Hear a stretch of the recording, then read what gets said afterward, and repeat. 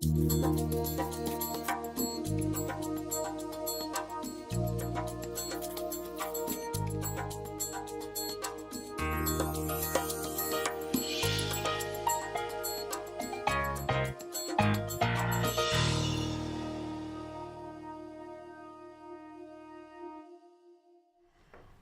and welcome to another episode of Despite the Challenges, a show where we showcase people with amazing ability who, despite their impeding circumstances, not only overcome for themselves, but they go out in the community and do amazing things and contribute in so many amazing ways. Today, my guest is a young man, Squires. Sean suffers from cystic fibrosis. He's here in the studio with us with his father, Mr. William Squires.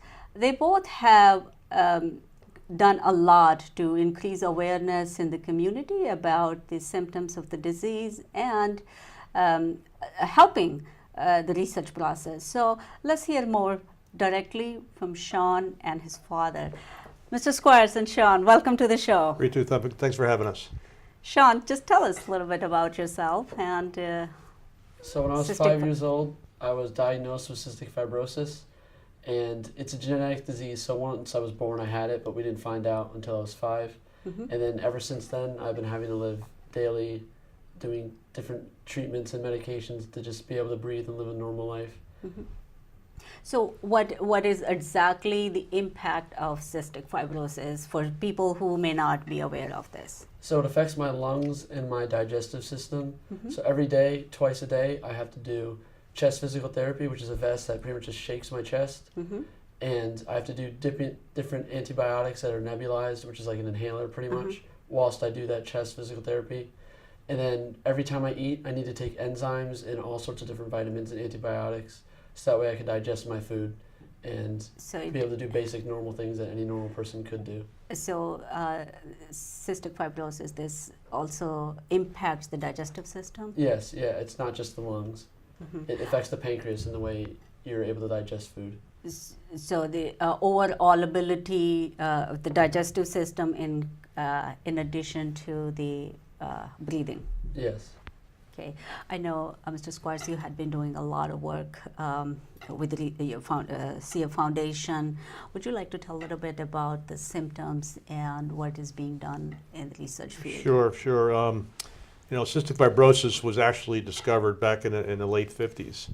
And it's just recently we've made significant progress. It is a genetic disease, so both the mother and father have to have the gene to pass it on to their child.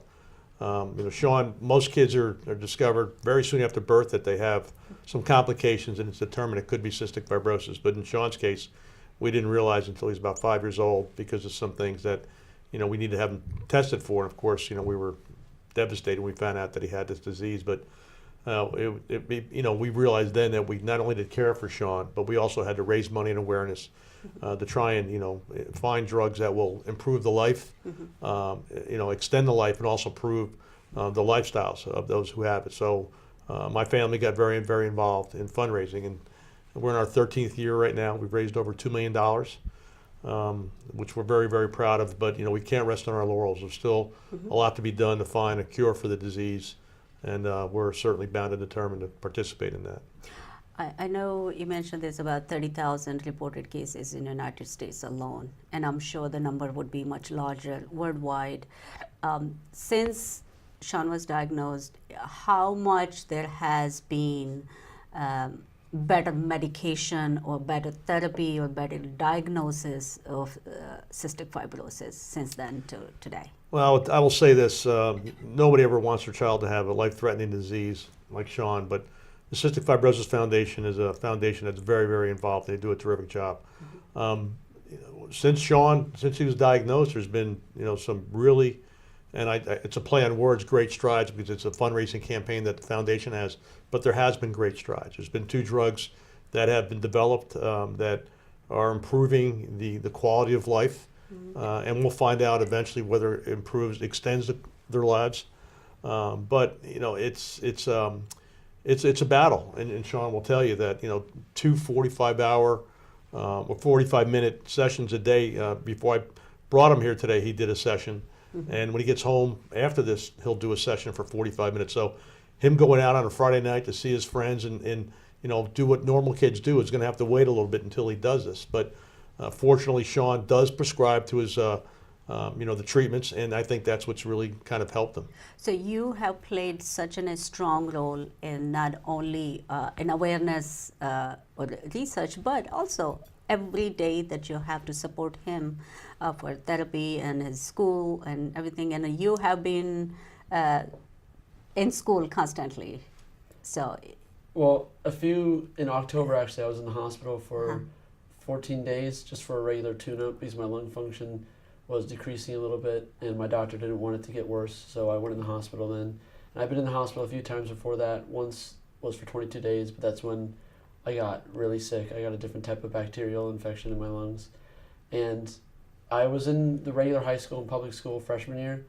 And then after that, sophomore year, I was homeschooled just so that way I could take better care of myself and do my treatments regularly and not have to worry about waking up in the morning for school and not being able to do my treatments. So then I did that for my sophomore and junior year, and I wanted to return back to the high school to be with my friends for the senior year, but I actually had to wind up staying back a year. So I'm a senior now in high school, I see. And I prefer being in actual school. I'm sure that it's altogether a different experience. But as far as your aspirations and your dedication to continue your study despite life-threatening conditions and all that therapy and all that time that you have to spend on your well-being is admirable. What you have to do, and I think parents participate equally into their children's daily activity, even in normal conditions. Our lives all revolve around our children's lives. So I'm sure that you and Sean's mother spent a lot of time helping Sean for his treatments, etc. So a question that I have for you is, if other parents out there who might be watching this show have something similar, there's not a whole lot of awareness about the symptoms, the kind of message, the kind of knowledge that they need to go get, what would be that? Well, first of all, I want to give credit to Sean's mother, because Sean's mother is the doctor, the nurse practitioner, the mother. I can't pronounce the medications that he's taking. She can actually spell them. So she gets all the credit for making sure that Sean does what he has to do. But as far as, I think a lot of people, when they find out their child has any type of disease, or especially a life-threatening disease, I think there are some parents that kind of go into a shell and don't really want people to know and don't really want to talk about it and almost make believe it doesn't exist. In our case, we knew that we had a lot of contacts. In my world in particular, I had a lot of contacts, and we knew that we could possibly make a difference. So we went around telling everybody that our son's got cystic fibrosis. We educated them on it. I mean, it was amazing how many people had heard of it, but they just didn't know how it impacted somebody. And once they started finding out, one of the things we share with people, there's three things that I believe you need for living. You need to be you need food, you need water, and you need air. And Sean, on food and air, cystic fibrosis impacts him. So his lungs don't function like a normal person's lungs, and his pancreas and the digestive system don't function. So 2 out of 3 basic things that you need. And there's something other people don't realize, is that he really can't be around other people that have cystic fibrosis, because it could exacerbate the disease in both of them. But getting back to your original question, I think parents have to really say, hey, you know what, we can make a difference. Even if they don't have the resources, I mean, just letting people, awareness, doing fundraisers, whatever it takes, every little bit helps. In the state of New Jersey, there's about 600 individuals that have cystic fibrosis, and only about 200 families actually go out and fundraise. If we can get 50% of those 400 that don't, you can only imagine how much more money we could raise.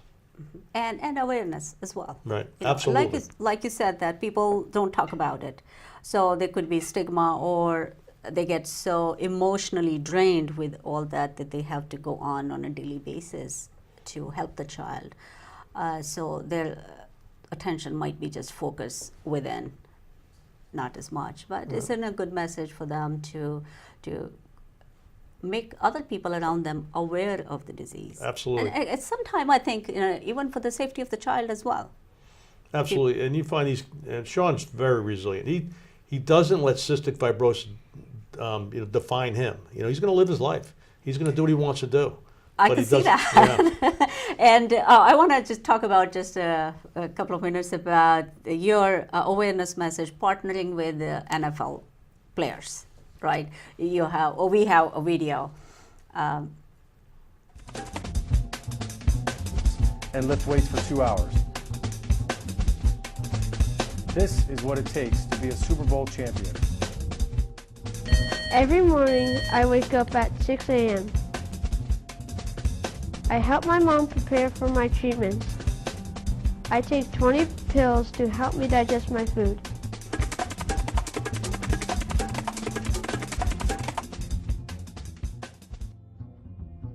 Then I have to do 1.5 hours of chest therapy.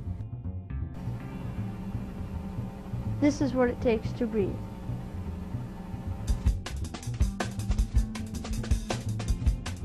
My friend Sean has cystic fibrosis. This life-threatening genetic disease affects his lungs and digestive system. For people like Sean, every breath is a struggle. Each day is a fight against the damaging effects of CF. Right now, there is no cure, but we are closer than ever before.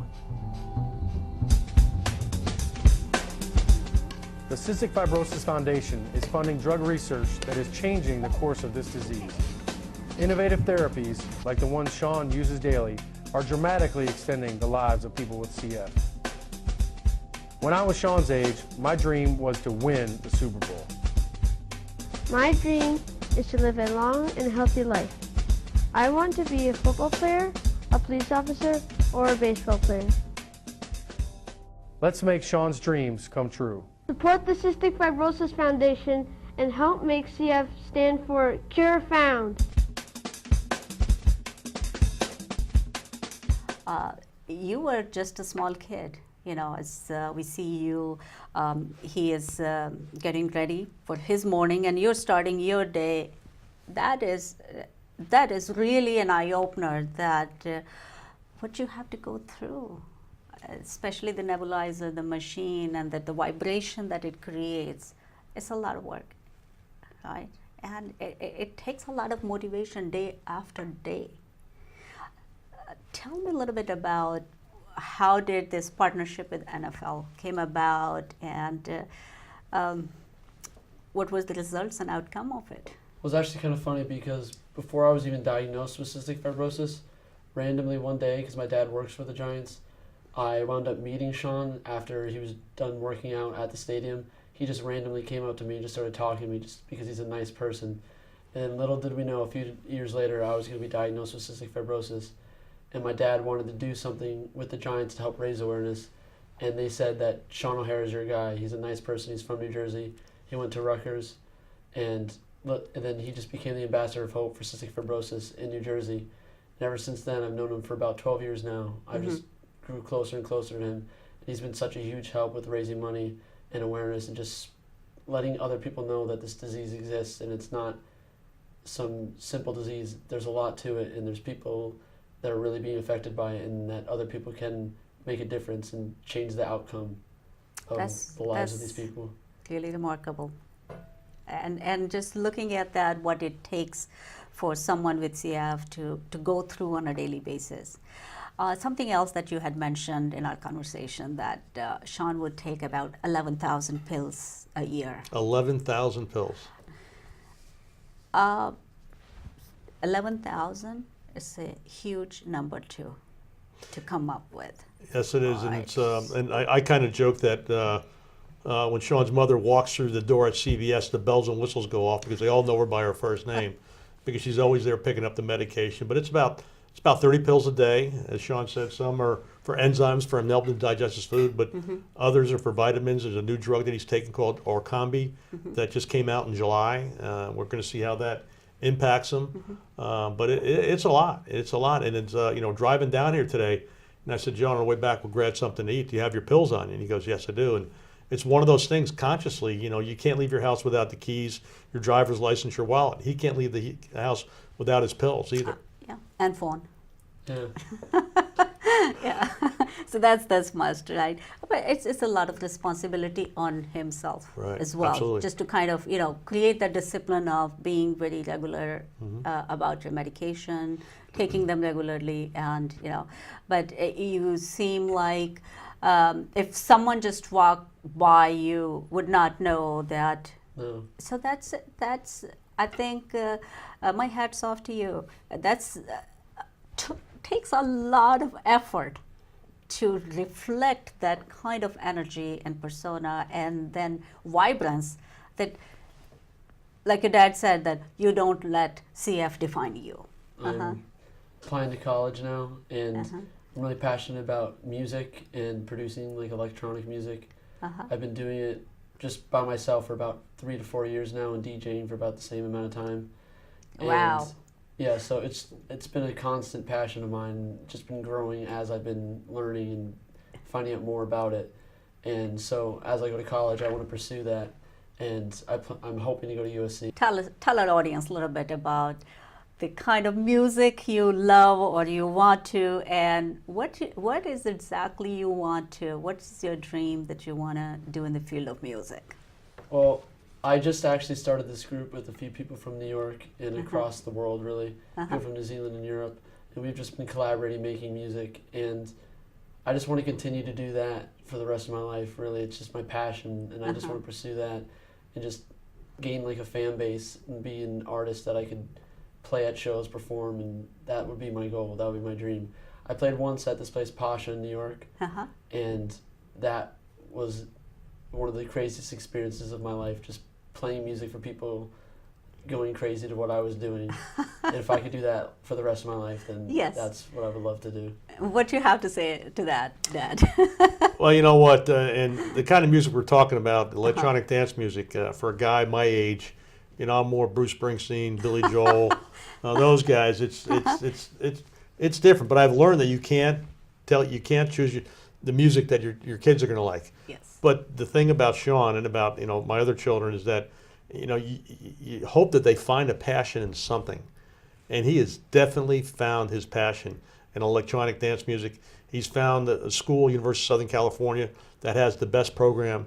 He just completed his application, so you know we have our fingers crossed he's going to get in there. But you know, I think any parent would be proud the fact that they found, as long as it's legal, a passion for something. And he definitely, I mean, all the way down, we talked about what he wants to do, and I can guarantee you, once we get in the car and start driving home, he's going to be talking again about what he wants to do, and that's fine. It's good to see that he's happy with his choice. Yes, well, that's really, you know, finding passion. A lot of kids these days, they're lost because they don't have proper guidance, or there's too many distractions, or they don't know sometimes. So having chosen what really inspires you, that's a good thing. That's a load off of you. I still have to pay the college bills, but no, it's terrific. You know, you just listen. A parent, we just want our children to be happy. Absolutely. And find that special niche, and you know, I think he's going to do that. I think he's very, very talented, and I think he's going to find his way and do what he wants to do.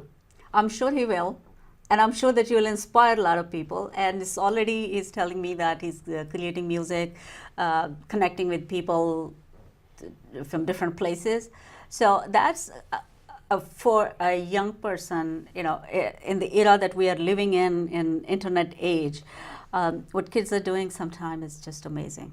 And I hear you, the kind of music they like or we like is different, right? Yeah. So, but as long as you are happy with it, that's all it counts. Absolutely. Right?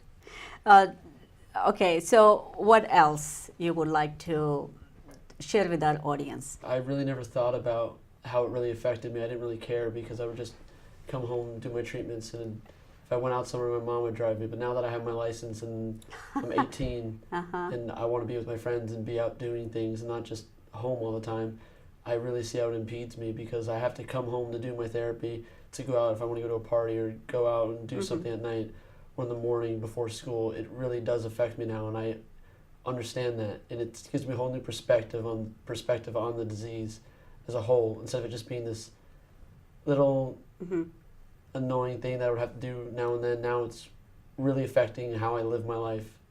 And then you know that this is going to be a daily routine for you, no Yes. matter where you are, what you do. Exactly. So you have to create that discipline of what you can intake, the kinds of foods, or their limitation for him, No, health-wise. as a matter of can fact, eat whatever I he can eat whatever he wants, as much as he wants, whenever he wants. Okay. But the disease does affect some, and Sean's one of those where he's just not, he's never really, really hungry.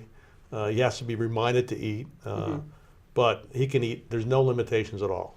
So which is, in a way, is a good thing, that you don't have to really be critical about what can go inside, Yeah. etc. So nutrition-wise, do you have to take additional precautions for him that he gets proper nutrition, even if he's not feeling hungry or getting appetite? So I just really, because it's harder for me to gain weight because of my digestive system and I can't properly digest food.